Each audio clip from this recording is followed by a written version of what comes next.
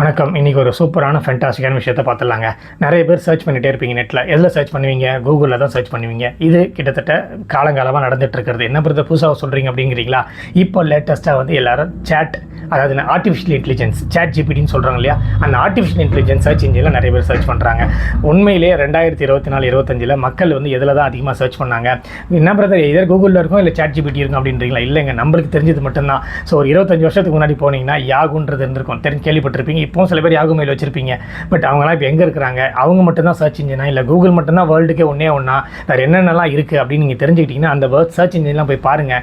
நிறைய பேர் நிறைய types of search engine use பண்ணுறாங்க. நம்ம கூகுள் மட்டுமே, கூகுள் தப்புன்னு நான் சொல்ல மாட்டேன். Google best, one of the பெஸ்ட்டுன்னு சொல்கிறதோட best for Indian people.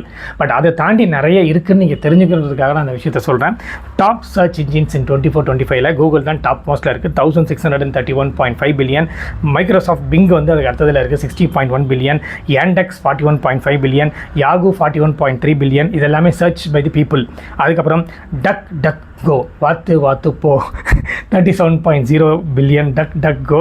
Never 24.1 billion. Baidu 16.7 billion. இதெல்லாம் கேள்விப்பட்டிருக்குமா? பாருங்கள். Ecosia 4.3 billion. Brave search 3.8 billion people search பண்ணியிருக்காங்க. ஏஓஎல்எஸ் 2.7 பில்லியன் பீப்புள் சர்ச் பண்ணியிருக்காங்க. டோட்டல் வந்து 1.86 ட்ரில்லியன் பீப்புள் வந்து சர்ச் பண்ணியிருக்காங்க. இது நார்மல் சர்ச் இன்ஜின். சரி, normal artificial intelligence search engine எப்படி தான் இருக்குன்னு பார்த்தீங்கன்னாக்கா ஜிபிடி தான் டாப் 1ல் இருக்குது. 47.7 பில்லியன். டீப் சீக் சைனாவோட made 1.7 billion. Gemini 1.7 billion. Perplexity 1.3 billion. Claude வந்து 1.2 பில்லியன். Microsoft Copilot 920.4 million.